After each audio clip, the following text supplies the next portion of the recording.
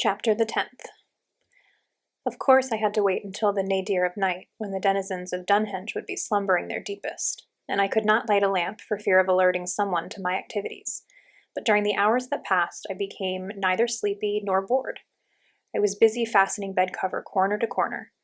Like many tasks, this turned out not to be nearly as simple as it seemed, especially not in the dark.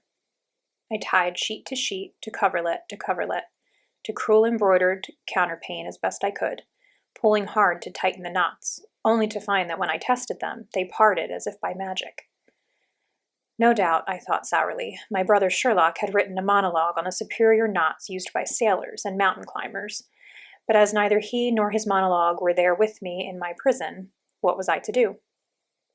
"Enola, think," said my mother's ghost in my mind.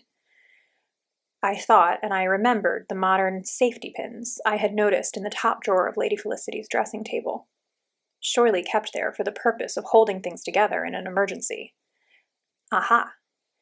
Mentally, I thanked both Flossie and my mother as I applied these formidable and reassuring pins to my knots, including those of the drapery panels I had added to my rope, and especially the all-important supporting quadruple knot I had tied to the bedpost.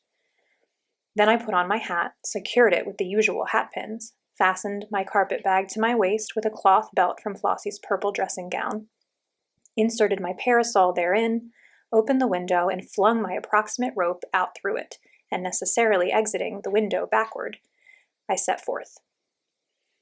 As I'm quite experienced at climbing, I scooted rapidly down the sheets, coverlets, counterpane, etc., and my celerity was fortunate, for my makeshift rope parted before I was quite finished with it, and I fell. Experience of similar situations previously helped me not to scream, and as luck would have it, I did not fall very far. Almost immediately I landed on soft grass, taking the impact on that portion of my anatomy best padded to withstand such accidents. I stood up, brushed myself off, and considered my options regarding how to get back to Three Finches. A bicycle? Ludicrous. No one was likely to have left one outdoors in readiness for me. A horse? In the stable there would be a watchdog that would bark at me, thus rousing the boys asleep in the loft. However, I might find a horse in a pasture somewhere, and ride it bareback? So it could run away with me like Jessie? No thank you. My transportation, it seemed, would be Shank's mare. Once decided, I strode, indeed I nearly ran, towards the drive, visible by the light of the portico lamps. In passing, I made a very childish face at Caddy's statue, sticking out my tongue. Then, turning my back on Dunhenge Hall, I hurried towards its gates. The night remained so dark that at first I could see nothing except my own shadow, and shortly I could see nothing at all. I remained on the drive only by listening for the crunch of gravel under my feet and correcting course when I strayed onto the grass.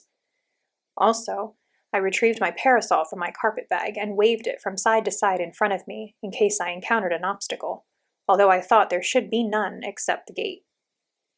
Regarding the gate, I felt no great concern.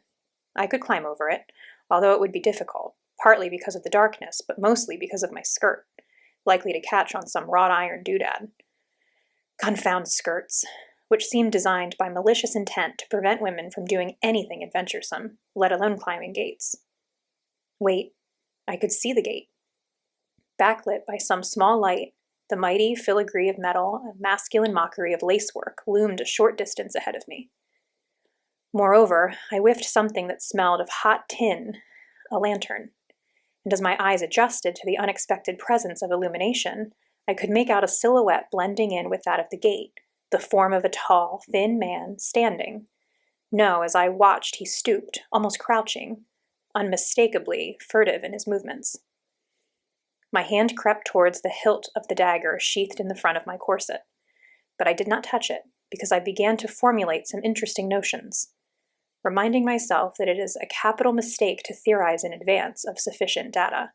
I took a long step sideways to get off the lane and onto its grass verge. Then, holding my breath and stepping soundlessly on the grass, I stalked closer to the unidentified person. I could now see that his was a dark lantern, casting light on only one side that could be slid open or closed. Such was the sort of equipment a person might use who was, I could now see, attempting to pick open the padlock on the gates. As he moved slightly, By the light of his lantern, I got a clear look at his profile beneath the brim of a deerstalker hat. Smiling, I called to him softly, "Never mind, Sherlock. I can climb over." I rejoiced to see him startle like a hare, which indeed he resembled in that hat with its bow on top like rabbit ears.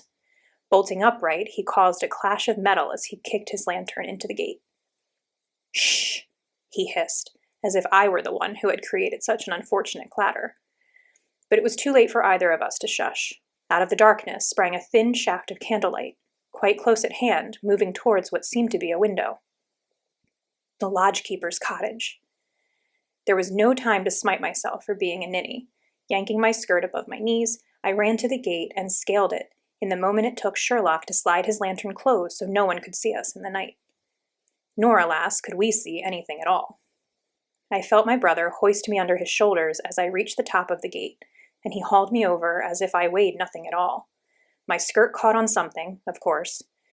He ripped me free and ran, still carrying me quite jouncily. "Put me down," I complained. He did so, but only because he tripped over something and fell, hurling me to the ground in the process. Lying on my back, with the breath knocked out of me, I felt the most peculiar, overlarge tickling sensation on my face. Had the source of discomfort not snorted upon me, thereby identifying itself as a horse, I think I would have screamed once I had caught my breath. But instead, I sat up, and the beast began to eat my hat. I started to push the annoyance away, then changed my mind, took hold of its bridle's cheek strap, and hauled myself to my feet. "Sherlock?" I whispered it to the night, a sudden quiver of fear in my voice. Had he hit his head? Had he hurt himself? Was he lying nearby with a broken neck?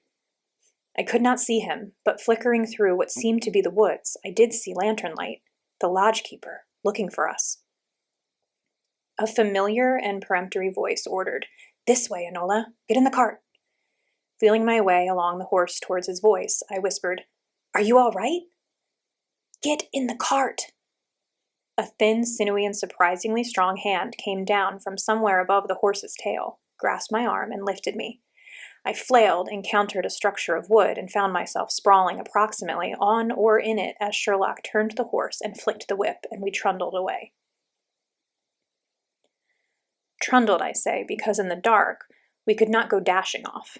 Indeed, I do not know how Sherlock was able to guide the horse at all. Perhaps the horse guided him. Horses exhibit an uncanny willingness and sense of direction when returning to their stables. After a few minutes, Sherlock stopped the horse, secured the reins, and got down to light the lanterns on each forward corner of the cart.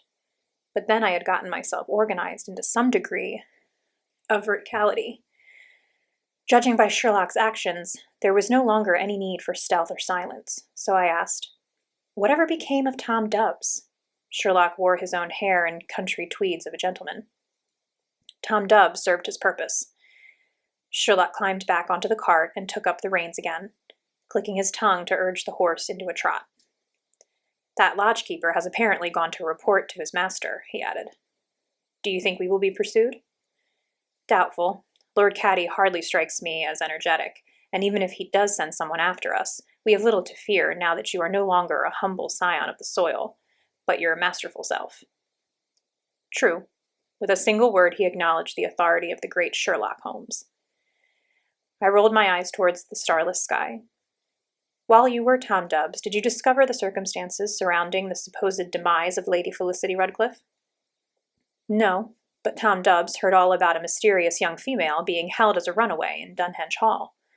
The hall servants could scarcely wait to make you the talk of Three Finches, and I was not sure whether I could trust Dunhenge, womanizer that he is, to deliver you over to the constabulary in the morning." "Thank you for coming to get me. But what were you planning to do once you got the gate open, for heaven's sake?" "It hardly matters now, does it?" In other words, Sherlock had no idea. "I suppose you climbed down the ivy?" "It hardly matters." Ever so demure, I tucked my chin. However, my visit to Dunhenge Hall, although brief, was fruitful. I have reason to believe that our client's sister is alive, but has been committed to a lunatic asylum, and we must rescue her before she comes to harm. I hoped for exclamations, but I got none. Sherlock merely asked, as blandly as if he were inquiring about a misdirected parcel, "Which lunatic asylum?" She didn't say. And from the fact that she didn't say, I infer one of two possible conclusions. Either she didn't know, or the name of the asylum would not have fit onto the painting. Enola, he said in what might possibly have been construed as an affectionate tone, you have gotten into Watson's deplorable habit of telling your stories backwards. Start at the beginning, please, and give me an orderly account of your findings. So I did, and darkness hid my blushes as I explained about the unmentionables that were missing from Lady Felicity's chambers. I also told him about the mirror that had not been covered, the death portrait's absence from the photograph album, and the odd behavior of the servants, specifically Dawson. I explained at length the message I had discovered hidden in the watercolor, and I conveyed my impression that Lord Caddy was not a very nice man. As I spoke, I watched as the swaying light from the cart lanterns showed me glimpses of fences, hedges, and grassy slopes, beyond which all remained dark. Too much of Lady Felicity's story also remained dark in my mind. I am very curious to see what darling Caddy has filed by way of a death certificate. The moment the registrar's office opens in the morning, I want to be there. Sherlock said, No need. I will take care of it. I want to go. The registrar is likely to be more helpful to me. By virtue of his gender and his top hat, this was true, which infuriated me. I shall go. You may come along if you like. Thank you, he said, his tone owlish. You're welcome.